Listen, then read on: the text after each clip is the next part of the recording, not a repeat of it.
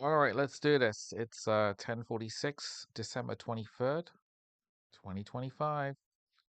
So, let's start off with silver again, and we look at it. New historic high according to stock charts. The high was 71.57. Again, good example of when the RSI is 81, we're overbought, but it can remain that way for weeks at a time, as we saw also in, well, across almost all of September and into mid-October. We had 6 weeks overbought. Now we're into like week, what, 3? Yeah, 3 weeks up, 3 weeks broadly overbought. So my original target, which I said some weeks ago, my original target was 70 to 75 by mid-January. Target hit, and it's not even Christmas Day. We're like roughly 2 to 3 weeks ahead of schedule. At the current rate, people are starting to talk about this now. The current rate by the end of January, silver will be around $90, potentially $100 if it accelerates, which seems probable. There's a pretty high probability we're gonna get some kind of blow off top in January for silver. And of course, then the issue is, well, what happens if silver maxes out around 90 to 100? What's the downside target? I mean, you can see, in November, the 50-day, that's going to be currently 54 by, I don't know, late January, that'll be around 60, maybe 70, yeah, probably 65, 70 in February. So if we hit 100, you got to think we're going to come back down to the 70s, maybe the 60s. That wouldn't be a surprise at all. But yeah, another day for silver. I'm gonna just gonna jump to, maybe I'll leave it for the end. Um, no, I'll cover it now. SLV on an hourly. We did have an opening black candle, and silver did briefly go red just before 11 o'clock, and then it just resumed straight back upwards. Um, Cyclically on the high end, the idea of going long here, to me, is just it's risky. On a 15-minute chart, ironically, we're cyclically on the lower end. Now we could come down early Wednesday, but you know, clearly the bigger trend is up, up, up. Jumping to commodity gold, which printed, according to stock charts, a new historic high of 44.9958. So look, structure's a big giant bullish pattern. I didn't mark it on this chart, but it's yesterday was a new historic high. Follow through today. We're clearly going to break above 4,500. Next target is 5,000, which looks realistic in late January. Then the issue would be, if we go to 5,000, what would be a natural cooling target? If somewhere between 4,500 and 4,400. So there's that.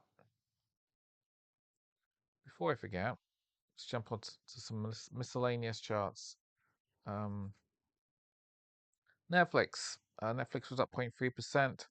93.50. That's not a black candle. It looks like it is, but it's not. I mean, it's not good though, right? I mean, look, this isn't. You can argue cyclically, momentum's due to turn positive on Wednesday, but I mean, look, today is actually a new. I just noticed it. Today is actually a new multi-month low of 91.33. This isn't good, right? This is just lower highs, lower lows. There's nothing good there right now. And the concern should be, at least you come down to the 82s, maybe. That's the trend. That's where we're trending right now, towards the April 82s. And below that, $70, which I'll load it up. Let's have a look on the monthly chart. Yeah, I mean, look, I said this on X recently a few times. I'm like, look at this. We're lower for the fifth month of 6. We're midterm broken under the 10 of May. This candle is clearly not a flooring candle, right? There is nothing here So it suggests that Netflix is flooring, right? You can see the key price threshold, 70, which is the old high from November 21. That would be the most natural target to floor in maybe either January or February, right? So bearish Netflix. Let's pull out. Let's just jump across to Tesla. Have a look. It's up 12.9% on the month. New historic high 498 yesterday. I mean, that's also a bullish engulfing candle. The only reality, actually, yeah, this morning I saw. I think it was this morning. Yeah, I think it was Canaccord Genuity reduced their estimate for EV sales for Q4, but they upgraded the stock to like 550. It's like, how twisted is that, right? They downgrade the sales number, but upgrade the stock. I mean, that's the sort of nonsense you get from the cheerleaders, right? It's like everything. They even admit to the fact that everything is not great. The reality is not great, but they still upgrade the stock. Just crazy. I mean, good luck to anybody buying that. Um, what else do I want to cover? Let's go a few of the miners on a daily chart basis. Yeah, Agnico Eagle, 0.6. Yeah, some of the miners were a bit laggy today considering relative to gold, silver. First Majestic Silver. Yeah, look at this one. So silver printed 71s, but it's still closed down 0.8. I mean, it's kind of surprising, but it is overbought. Barrick Mining, up 0.1%, which is nothing. That's another black candle. So you have two black candles.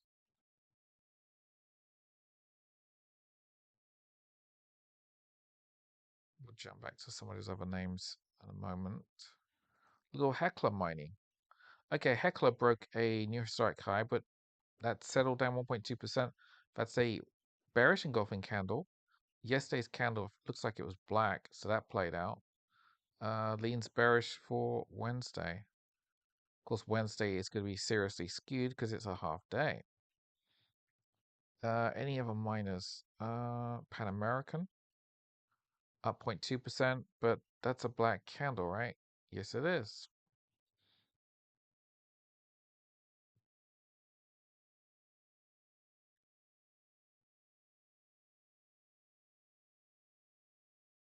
Actually, I'm gonna check CDE because there was some guy left me a comment about core mining.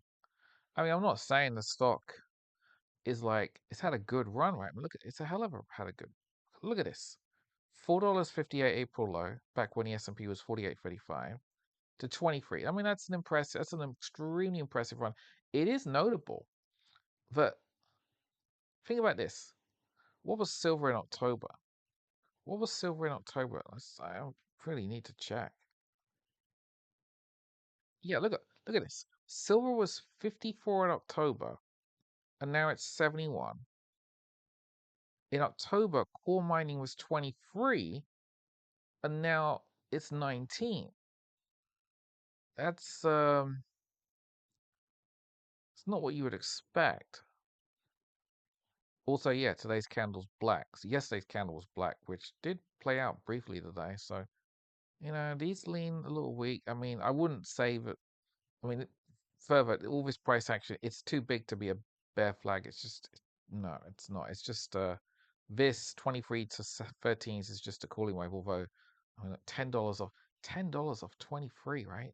That's, what is that, 44% or so? That's a hell of a retrace. I mean, that's a monstrous retrace. Think about that. 40 odd percent down in about what? About 3 weeks. 40% down in 3 weeks. Incredible. And I would accept that maybe it should clear the 23s. In fact, it should be above 23 now. One other stock, mining stock. Actually, there's a couple in my list. Yeah, I hardly ever get this one spoken about, but yeah, DRD Gold was near historic high at 0.9. Goldfields down 1.8%. You know, not great. I mean, considering gold, That's but it's not. But that was the sector today. The sector was often struggling, and the other one, of course, is Newmont. Newmont, new historic high, 105.73. We did close with a black candle though, but I will say that there's been a lot of black candles in Newmont, and look, you can't short it. Again, I would focus on the fact that price structure was a gigantic bullish wedge or pennant, and it was fully confirmed. This still looks like it's if the question should be if gold is 5K, what's Newmont? In my view, Newmont would be at least 125 to 130. So I like Newmont. I'll even actually look at what the because I was thinking about doing a separate video with just with P and F point and figure charts. Um, where the hell is it? I'm looking for the link for the P and F charts. Yeah, okay. So I put Newmont in there. Computer's looking for 112. Pan American 26. That's a legacy target. First Majestic 35. Wow. 35 is a that's a that's a long way up. Core mining. Target is 24. That makes sense. Agnica Eagle 180 199. Okay, that's not that much higher. Barrack mining 25 and a half. That's the legacy target. I would ignore it. What if I put anything in SLV? Let's go back. Oh, come on.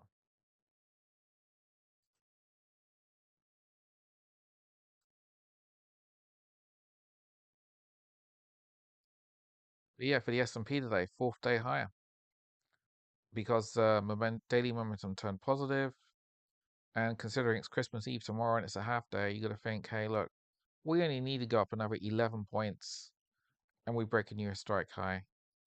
We have three downside gaps, especially this big red one here. We haven't tagged that, but even if you go back just to Friday's gap, that hasn't been tagged. I mean, usually they do. This one here was another breakaway gap. And of course, if we look at the VIX, VIX was. I mean, this is what I've been saying for ages. This is typically how it goes, right? Holiday week, VIX will just get ground down into the holiday. So you got to think, okay, VIX will do nothing tomorrow. Friday, it should be ground down into the weekend. And then you have 3 days into year end. And typically they'll grind it down into Wednesday afternoon because we're closed on Thursday, New Year's Day. So there's no reason to expect VIX to even have much of anything. It's just, I mean, look at it. It's already the fact it's already printed the 13s. It's you gotta expect it. All right, what else we want to look at? Just wondering. American Eagle. Yeah, it's just cooling back. A fair few of these stocks. So look at that. American Eagle's got to see momentum turn negative tomorrow. That's pretty bearish for tomorrow, but again, yeah, it's all skewed because of the holidays. So and we do have a little downside gap. Maybe it'll come down to 22s, but that looks a stretch.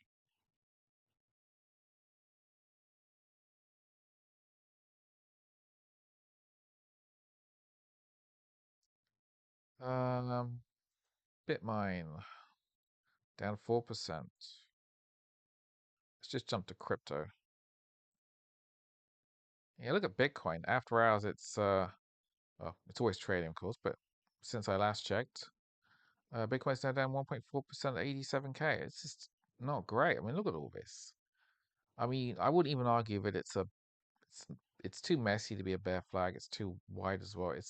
You could argue it's just chopping around to build a floor before it goes up again. But it's lousy performance overall.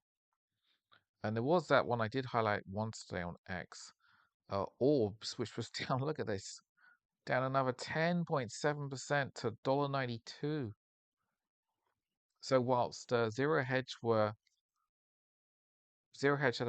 a paywall in front of a post by Dan Ives on his predictions for next year, I posted on X. It's like, really? You want to take Dan Ives seriously? Look at the Orbs chart. I mean, this isn't good, right? This is a disaster. Can you imagine how many people have been buying all the way in the tens, the 15s, the 20s, and even a fair few people would have been buying around 30 to $40, and it's now $1.92. When it was 15, I did post about whether it might come all the way back down, but it's like, wow, that's an incredible thing. And maybe it'll spike one day, but that could be a long way off. I don't really know much about what the hell this is. You know, what is it? Is it gonna make any money? It's just another crypto loss-making garbage.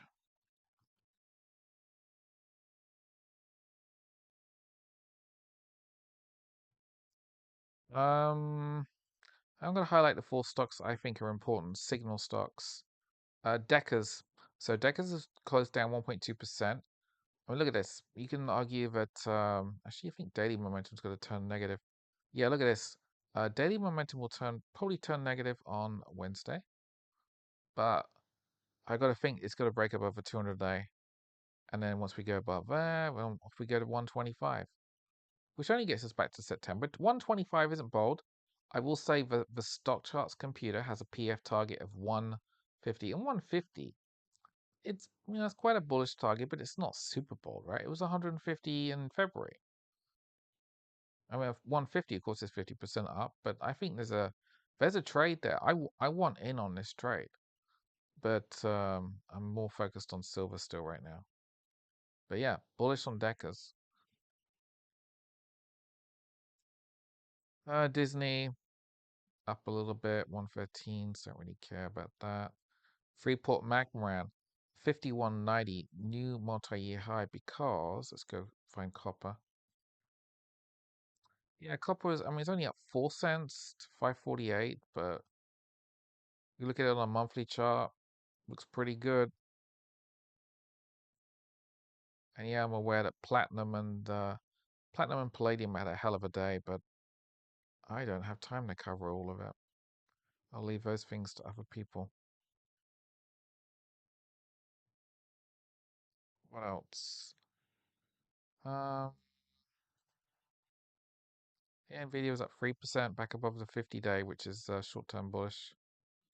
So you see where it failed in a few weeks ago from 188, well, breaking above it.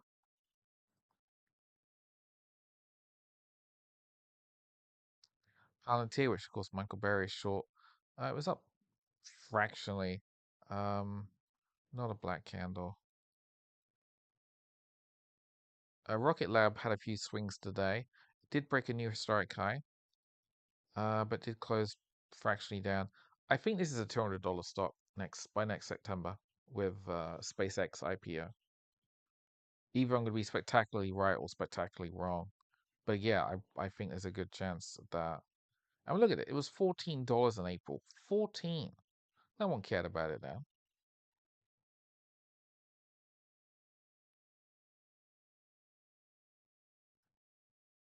Bullish space stocks. Oh yeah, new scale power. Got to be bullish nuclear stocks. It was down 2.8. No particular news. I mean, it's not pretty, right? I mean, look at that. That's incredible to me to see that, having come down from 57 to 15. It's like if you didn't want to buy the 57, and when it was 57, I called for $20. And we're already $4 below that, which is 20%, right? Yeah. It's an incredible drop. Nothing wrong with the company. Mr. Market's just repriced them. It's giving you Opportunity. The choice is yours. Target, yeah, Target's an interesting one. It's come down for a few days. Again, the retail stock's just cooling back. It's not a Target specific cooling. It's just sector cooling. Down 0.9%. Maybe see it come down to maybe the 50-day and the 91s. Um, I am bullish Target. On a monthly chart, it looks pretty good. As long as it's bullish Target unless it goes under 83, which I don't think it will. Okay, there are two more important ones that really catch my attention. United Health was fractionally down, but you can argue it's just churning around before it breaks above for 200-day, which is currently 340. Was that 340? Yeah, 348. Now once it breaks that, once this goes above the 200-day, you are going to see the bullish chasers appear. You're probably going to see some of the mainstream hacks start upgrading it.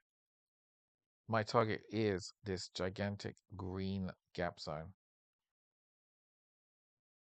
And in theory, we could fully fill the gap.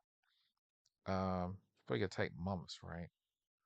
Could even drag out into September to fully fill the gap because we could go up to the gap, right, and then pull back for a while.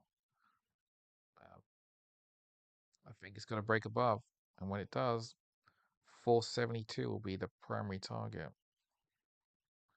And yeah, Vietnamese UPS down for a third day, but only 0.5%.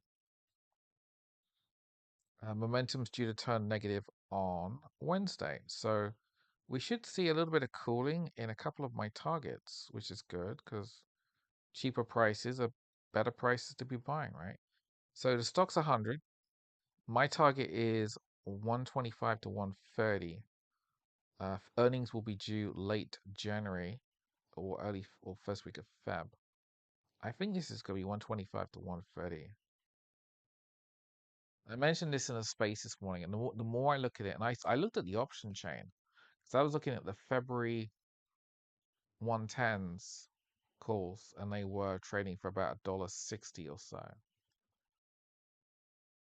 And if the stock goes to 125, and it'd go from $1.60 to maybe what intrinsically valued at $15. I like this. So I'm probably going to be droning on about this for some considerable time. And again, it's a great example. Look at this. Look at where it stood at the 102s. Look at how important the 102s were in July. Look across, there's a little gap around there. Then look at the 102s in January. These 102s are really important.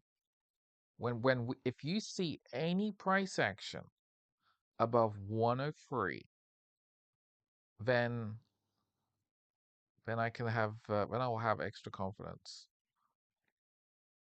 That's all we need to see. That's all the bulls need to see. 103s, and then the next target will be worth roughly 125 to 130. If I jump back to those, yeah, I'm not gonna do it. But anyway, I think the stock charts computer has a target of 132.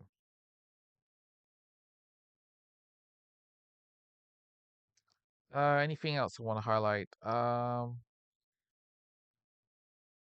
Bonds. I know people, their minds just switch off whenever you start mentioning bonds and yields. But look at this. So UK is 451, US daily at 1417, Germany's at 286, and the Japanese 10-year is now at 2.04. And this is starting to spook some people, but it's not like we don't know the trend anyway, right? I mean, apart from see, remember the Fed are now buying T-bonds, which has got to keep a lid on US yields. So I don't currently think the US is going to go above 5%, but the UK one is clearly going to break above it. Germany and Japan, of course, they're probably years away from going above 5. Uh, who wants a bond? No thanks. Anything else?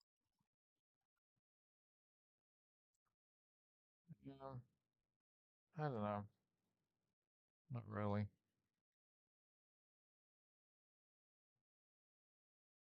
Oh, look at this. Oh yeah, one little some grander perspective. So we have half a day tomorrow, Friday, and 3 days next week. So we have 4.5 trading days left of the year. 4.5. That's it. And we're currently net high for the month by 60 points. In fact, technically the S&P is up for a eighth consecutive month. That is the best run since, just scrolling back. Hang on. Yeah. What do we got there? 3, 6, 7. We had 7 months up in 2021. This is probably the best run in the S&P for a long time. But again, I wouldn't be particularly. That's just statistics. Uh, you could have one fractional decline and it screws up the consecutive run. But look, Upper Bollinger is offering 7,007 right now. So we can clearly we can be at 7K next week. All right. Clearly not tomorrow, not Friday, but we could be printing 7,000 before year end. And then the next resistance in my view is around 7,300, which looks possible within February or March. And I'm inclined to see S&P 8K by next September. But hey, I'm jumping too far ahead again. I really shouldn't do that. What I do need to be doing is buying back some silver. But when the trend is like this, trying to buy back, I mean, even just trying to find a couple of down couple of down candles. I mean, look, yesterday's price action of silver. I mean, it cooled for 4 hours, but the decline was very minor.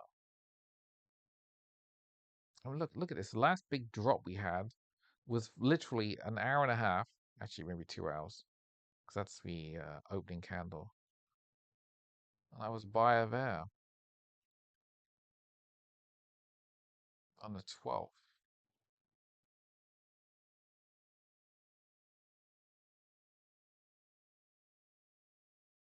Mm. I mean, look, I've even dragged across Red Gap because Red Gap doesn't look viable anymore. So, we have maybe Purple Gap, but even how are we going to get down to Purple Gap? How's that going to happen? It's really the retraces are like really tiny, and mostly here's a good example from early December. Rather than just retracing, we kind of just trend sideways for like 3, 4, 5 days, and then off we go again. We're printing a new historic high almost every single day. And I've even looked at the weekly chart for silver. This probably looks insane. Oh my god. Oh my god, look at that. I mean, it's the best example of a bullish panic you'll ever see on that, right? Breakout and just up, up, up, up, up. $71. Again, at the current rate, we're going to be at $90 by the end of January. Maybe 100 on a spike. But then it's got to, people are rightly getting, at some point, it's got to stop going up and it's got to reverse and it's got to get ugly. And of course, the higher it goes, the bigger the retrace will be. I have a policy of no shorts for silver ever. Ever. You don't short a commodity after it's broken up after on a 45-year breakout, right? You don't do that. That would be stupid. It's like trying to short gold. You know, I don't know when gold's going to be 6, 7, 8K, but I wouldn't short it. I'm not long gold right now. I should be. Anyway, hell of a chart, and we're just getting started, right? If I could jump in a time machine and jump ahead to like 2030, 32, what's silver going to be? 500? 1,000? I am seeing increasing chatter about $2,000 silver. I mean, my issue would be okay, 500 looks pretty easy within another few years. Hell, we could be at 200 next year. I mean, this is it. This is what Peter Schiff and Mike Maloney and all the rest of these guys have been waiting for the last better part of 15 years, right? Since silver maxed out in 2011. If I just go to a monthly, there's a 20-year. Actually, let's go back to the other one. But yeah, look, people been waiting for silver to break above 49 for so all these years, all these just such a long time. You can see it's just higher highs, higher lows, and off we go. Look at this. We're up $15 on the month, 26% in the 71s.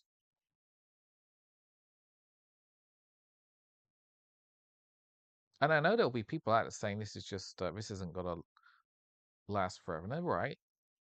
And where could we retrace to? I mean, the ultimate retrace would be to back test $50. So the most extreme reversal would be go to $100 and then collapse to 50 briefly, and then form a floor somewhere around 50, maybe 60. But on a grander perspective, the fact is we broke a 45-year breakout.